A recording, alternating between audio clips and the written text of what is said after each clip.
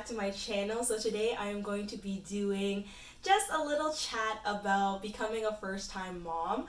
I think there's a few tips that I can share at this point. I finally am about to reach the 1 year mark. My son is about to turn 1, and I thought this would be nice for new moms. I remember just searching online, trying to find all the information I could about, how do you prepare yourself for becoming a new mom, what to expect. I think that's what I'm gonna call this, what to expect when you become a parent, or something like that along those lines. So my first tip is just to understand that as a parent you need to just be, what is the best word to say this? You need to understand that you are learning and growing. So give yourself a chance to do that. Not everything is going to be perfect, and people can give you advice. You can read as many books as you want, but eventually you're going to have to build your own routine and what works for you. So just give yourself grace. That's the best thing that I could say in the first one. Number 2 is, if you are in a place where you are uncertain of what to do, there's a lot of resources. I actually joined a midwife program, and I do suggest it to first time moms. It's a great way to ask questions and have someone who kind of journeys along more with you and asks you, what are you expecting? What do you want out of this pregnancy? In terms of, how you want to go about giving birth.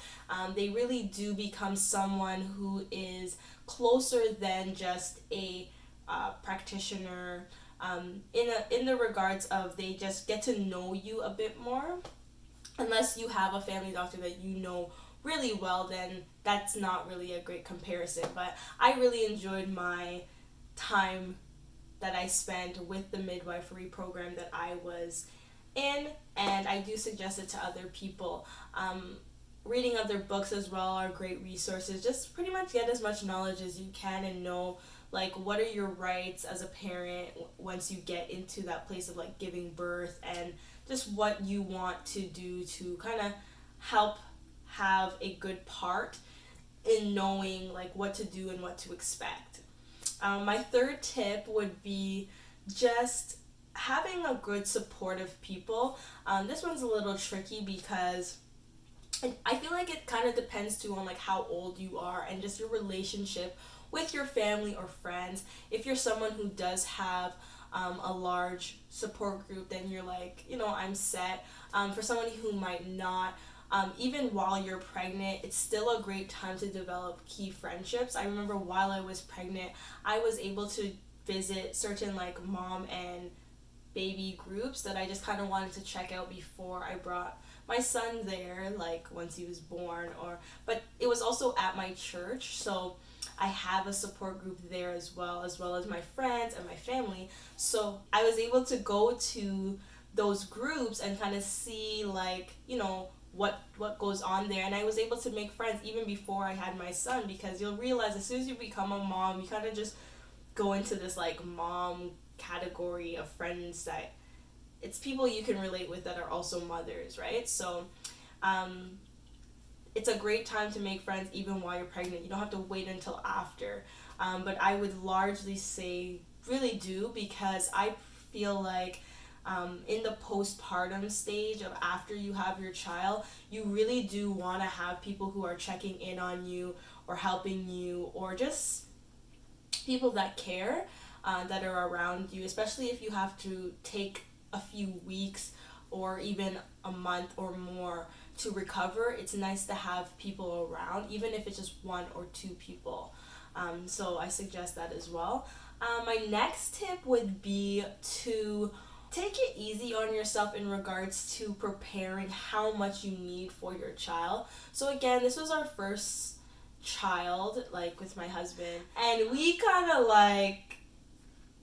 we're thinking we need every single thing before he's born, and that really just wasn't the reality. When my son was born, We used honestly like a tenth of the things we needed, and then every month he's gradually got into another stage. We started using some of the things. So certain things are for later on. Like for instance, if you need like if you get a playpen or high chair or even the bathtub. Like my son at first for the first 2 months he did not like the bathtub, so we couldn't use it. It just didn't work. So sometimes you think like I need all these things or else I'm not going to be prepared. But in reality, you don't need as much. So again, take it easy on yourself. I find in this time parents like overwork. They're trying to like just create a good level of stability for their child. So they kind of go a bit overboard. But I would suggest just taking it easy on yourself. Like, yes, be prepared. Yes, get what you need. But at the end of the day, you don't need that much. I think you need your everything overflowing in what you need in capacity. But in reality, you just need a little bit each day. And if that's the route you have to take, that's the route you have to take.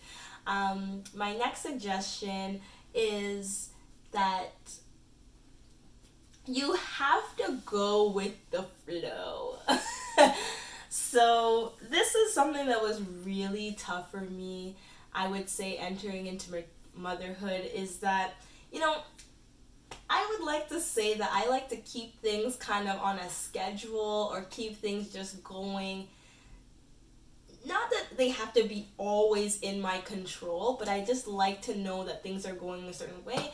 And you'll realize, like, once you get pregnant, like, that's just not the case. If my son wants to turn, he's turning. If my son wants to be awake, I'm awake while I was pregnant. So you just don't have that control. Like, if you have heartburn, you got heartburn.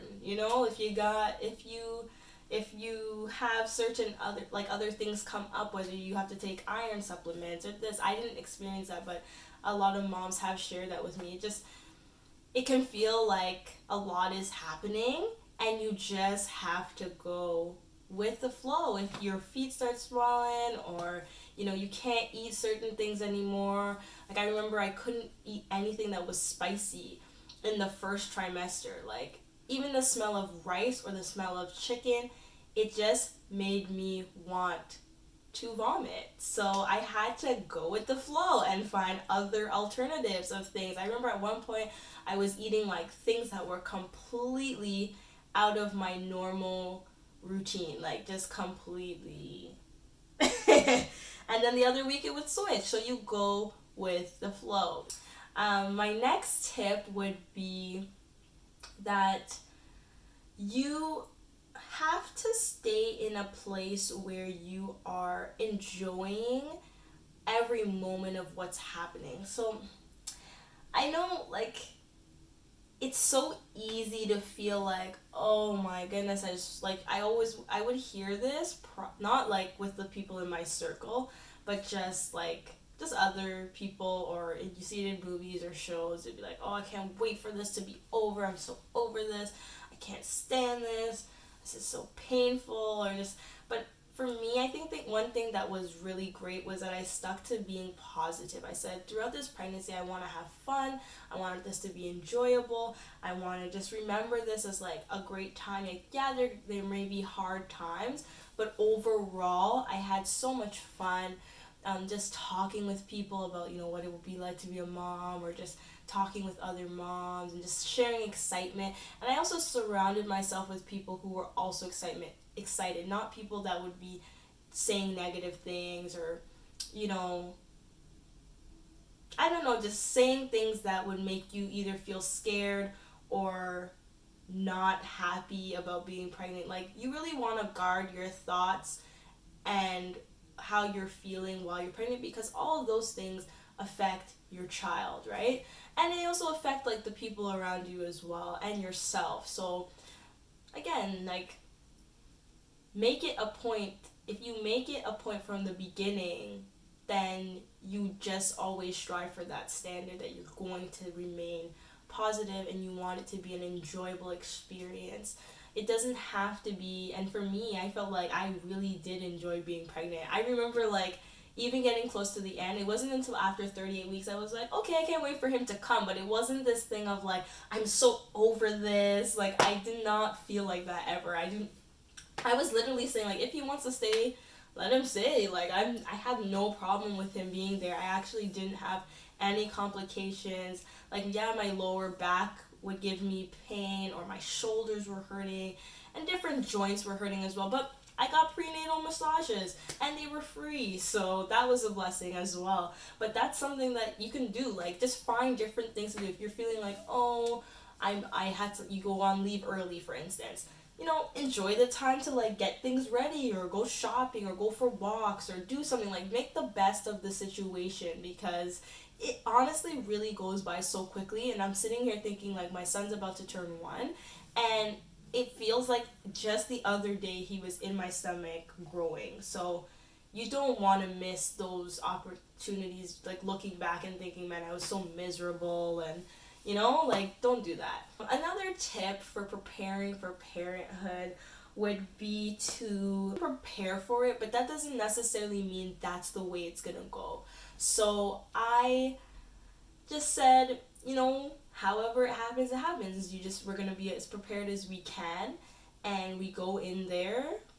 One thing that I can say that helps me a lot, and I'm like going around in circles, but I just would pray. I would read like a lot of the verses, and I can even share some of them. I would talk with friends who would say, like, you know, they'll like let me know, like, while you're in labor, like, visualize, you know, how you're gonna like your baby arriving, stuff like that, just like ways to cope through pain and all these different things. And gathering all that was said to me before, I did put a lot of things into practice, and I felt like it really did go the best way possible. I'm actually gonna share my birthing story, so maybe that will be like this part 2 to it, but everything really did go in a great way. So you just make the best of it, and that's with anything. That's not just with marriage or giving birth. That's just a life thing, right? So yeah, those are my tips. If I think of some more, maybe I can leave them somewhere. If you guys have questions, just ask me. I can respond to them in the comment section. If you like this video, give it a thumbs up. Please don't forget to subscribe. We're trying to hit 1,000 subscribers. That's our goal for this year. I'm saying our because you guys are part of what I'm doing here. If you have video suggestions, leave them down below as well. And again, we'll see you guys next time.